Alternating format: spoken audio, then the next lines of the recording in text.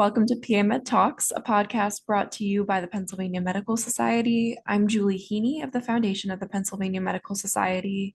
Today, we're joined by Rose Wascher, Lycoming County Medical Society Scholarship recipient for the 2025 to 2026 awarding year. Rose is currently a medical student at the Lewis Katz School of Medicine at Temple University and is in her first year. Thanks for joining us, Rose. Yeah, thank you so much for having me. So let's start at the beginning. What first drew you to medicine or healthcare in general? Yeah, so my mom is a physician assistant and my dad's a chiropractor, but they both went to school a little bit later in life. So I was there when both of them graduated.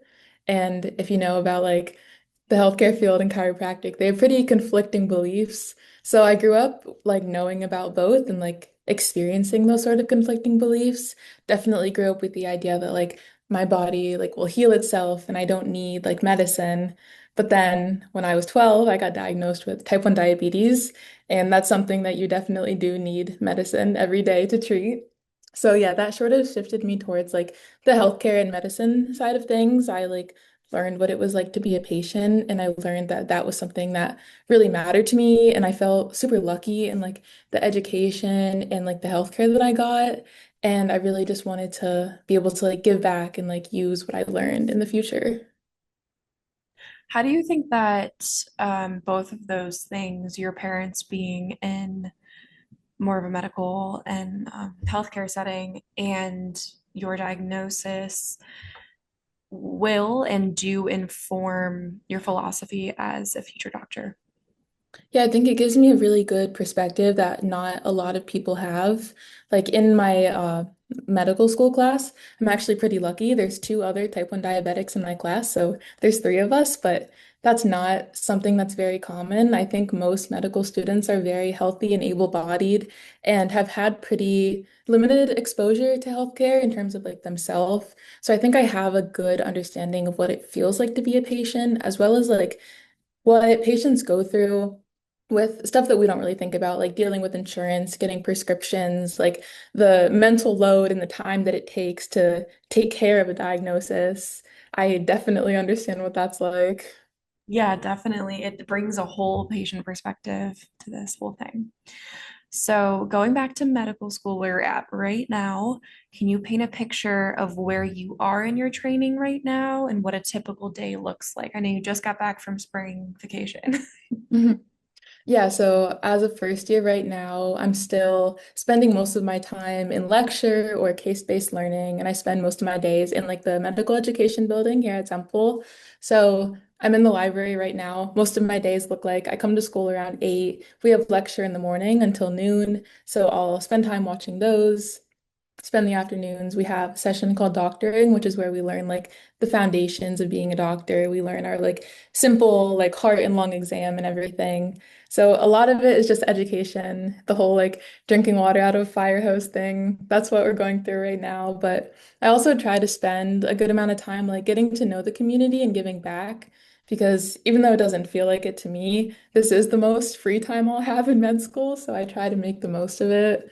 So I do outreach walks where we'll walk around the North Philly area and give resources to people that are unhoused or people dealing with socioeconomic issues. I also try to do education. So right now I'm pretty interested in gastroenterology. So we do lunchtime health awareness talks. I just gave one about the importance of fiber in your diet. And then we do some colonoscopy awareness and give out little poop stress balls and tell people that they should go sign up for colonoscopies. Good. People need to hear that. That is good. Yeah. So obviously you're a scholarship recipient. How did this support change things for you this year? Not just financially, but maybe mentally or emotionally? Yeah, so I think we touched on it a little bit earlier. I look around my classmates and they're amazing, incredible people. A lot of them don't share the same background as me. I don't know anyone who else who's from a small town like I am. And I definitely know there weren't a lot of people in my small town that were pursuing medical school or any, to be fair. But especially coming from a rural area and having a chronic illness, It means a lot that like people believe in me. I feel like personally, I feel like my community like believes in me and they think I'll do great things. And I think it was really awesome to receive the scholarship and be able to like go to the Lycoming County Medical Society meeting. I got to meet so many people and they like all believed in me and felt like I was going to do really great things. And I think that was super like encouraging to hear, especially when I look around and see people that don't share the same experience as me, as well as like professionally. I think again, coming from a small town, there are things that I worry about that I don't think a lot of my classmates worry about. So, like, I spend a lot of time planning my grocery list and meal prepping so I don't have to spend money on food. So, it really alleviates a lot of stress. Like, I was thinking earlier of the example of like, say I have a really busy evening, and a lot of my classmates are in the position where they're able to order food for delivery and spend, $30 on a meal, and that gives them a lot more time to study. And that's like my grocery budget for the week. So I have to spend, more like time and mental energy thinking about stuff like that that could be devoted to studying. So it gives me a lot more mental focus on studying, which I think enables me to do a lot better in school. Well, I'm glad. That is good. Thank you. What's been one of the hardest moments of your training so far? I know it's early, but Yeah. I think you always hear when you're about to start med school, especially if you're talking to people who are like current like second or third year students, they'll tell you like how difficult it is. And I think everyone thinks it won't be quite as difficult as everyone says it's going to be. It is. It is actually that hard. So that was pretty shocking because I always thought, people said college was going to be really hard, but then, college was hard and then I did okay. So I was like, okay, medical school won't actually be that bad. But it was. But it's a big adjustment. I think like in the beginning, you're just like so overwhelmed with so many things that like you need to learn and you need to understand and you need to buy like a stethoscope and scrubs and everything. It's a huge adjustment, but I think it all like works out in the end. You adapt in ways that you like didn't even know you were able to. So I feel very good now about how difficult everything is. good. How do you take care of yourself during stressful or overwhelming stretches? That's That cool. was thinking about stuff like that, like stress relief and work-life balance was a big reason I wanted to go to school in Philadelphia. During college especially, I loved the stress relieving technique of going for really, really, really long walks and getting food and ice cream. So that's something I love to do, especially with the weather getting nicer. If like I had a really stressful day, I'll just drop all my stuff and go walk around the city for like 2 hours at a time. And I love that I like live in a walkable area and I'm able to do that.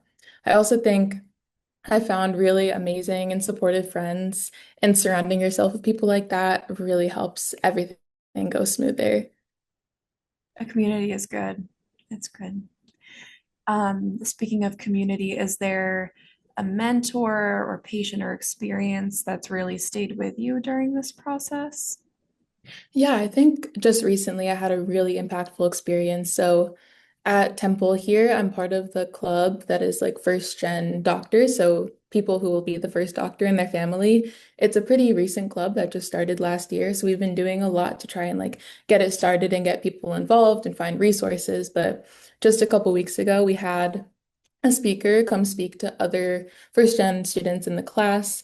And she was also the first doctor in her family. And I thought it was pretty interesting that we had pretty similar backgrounds. She's from a small town in Ohio and, went to school in Philadelphia. So, like, she left her small community and sort of was figuring things out as she went.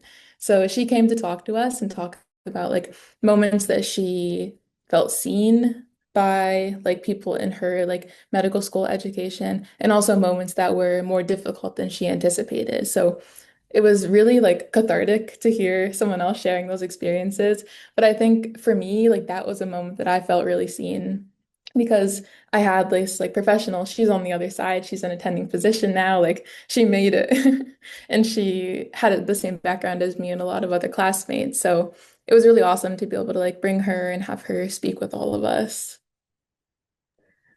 How has receiving the scholarship shaped how you think about service, community, and giving back as a physician? I think it really brings me back to sort of like a foundational thing that I was thinking about when pursuing medical school, in that like my background and experience makes me such a valuable resource for patients.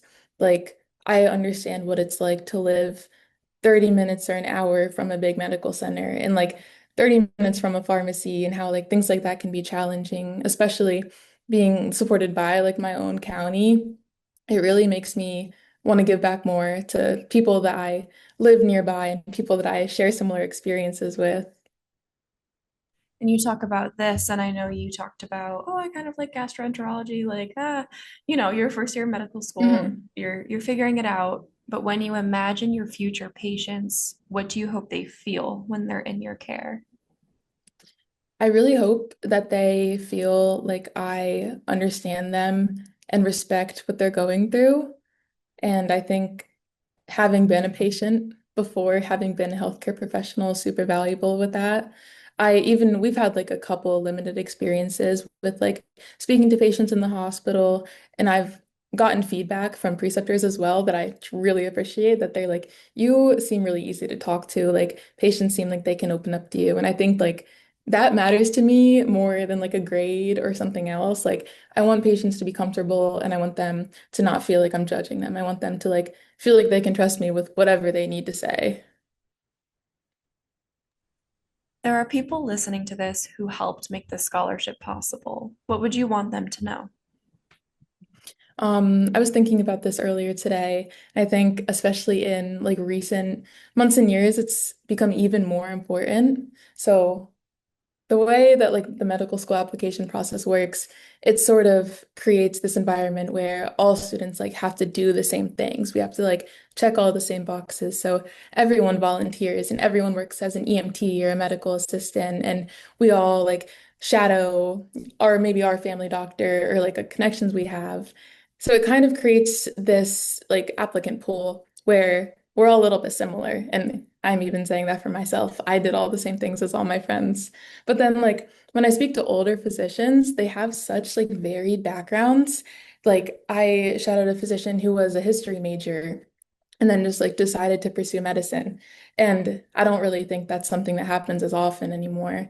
And especially with like the changes to like how like loans are going to work with like maxing out at 200,000, that is going to limit the applicant pool even further. I was looking up statistics earlier today of like the average like debt for someone graduating medical school, and it's around 250,000. And more than a quarter graduate with over 300,000. And I will share, I'll be part of that quarter. So had I been applying to medical school only like a couple years later, that wouldn't have been a possibility anymore. Just because me and so many other people with so many valuable experiences and backgrounds are in the position where we can supplement that other 100,000. Like I just don't have that. But I think like scholarships and making them more available to students, especially in like rural backgrounds or even like urban backgrounds that aren't the typical med school applicant, it like opens a world of possibility for students. Like I think like without scholarships, even like college like would have been out of the picture. And it really, really does like even the playing field and make so many things that seem like a like reach for the stars type of thing, like it brings that into possibility. And I think that's really amazing.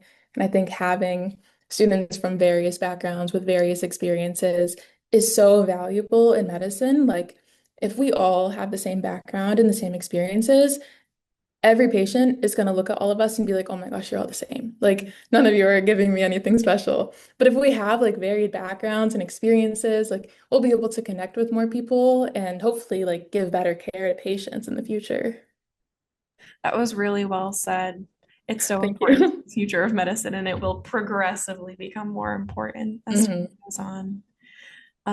What advice would you give to another student who's feeling overwhelmed or uncertain going into medical school, maybe applying for loans, scholarships? What would you say? I think something that I've talked to a lot of students who are interviewing at Temple, because we have a program where they can speak to current applicants. A lot of them are like, what do you do when everything's like really scary and overwhelming? And this is very like optimistic, but I try to be sometimes. I always think like I am where I dreamed of being like a year ago or 4 years ago. Like I beat so many odds, and that's true for anyone. I try to tell everyone to remind themselves, like, if they're in a situation where they're overwhelmed and feel like they're not doing well, that they like need to think that they are where they dreamed of being. Like they're living their dream life of a couple years ago. And although things will still be really difficult, I think keeping that gratitude in moments like that is really valuable. I also am a big advocate against imposter syndrome. I say that doesn't exist. I'm like, I have friends who will be like, oh, like I just feel like I'm not doing enough. Like, I feel like everyone's doing more than me. And I'm like, hey, we're all medical students and we didn't trick anyone to get in. Like, we were vetted heavily. Like they read our application and they thought we would be valuable and they invited us to our school. Like they want us here and they want us to succeed. So important to remember that. It's hard, but so important to Yeah. remember that. And then my last question for you today is what keeps you hopeful about the future of healthcare? I think every year things change for the better and for the worse. But if I look at my class of medical students, and I think this is true for any class of any medical school in the country, there's so much diversity and so many people from around the world and around the country. And just like every year, despite all the changes and regulations that are happening, more diverse students are entering the healthcare field with more experiences, and things will change ever slightly every year. In a couple of years, I'll be a resident or an attending, and I'm hopeful that I can give like my experiences to students who might be like me and just encourage them that things are getting better. And despite everything, medical school is attainable, and your experiences are so helpful and so valuable to patients. Thank you. Thank you so much for your optimism and honesty too. I really appreciate it. And I hope people hear that. They hear that. Me too. Appreciate Yeah, thank you. Thank you so much. those. And thank you for joining us on PAMED Talks. Scholarships this year for the Foundation of the Pennsylvania Medical Society will be available July 2026 through September 2026 to apply. And you can find that at foundationpamedsoc.org/scholarships.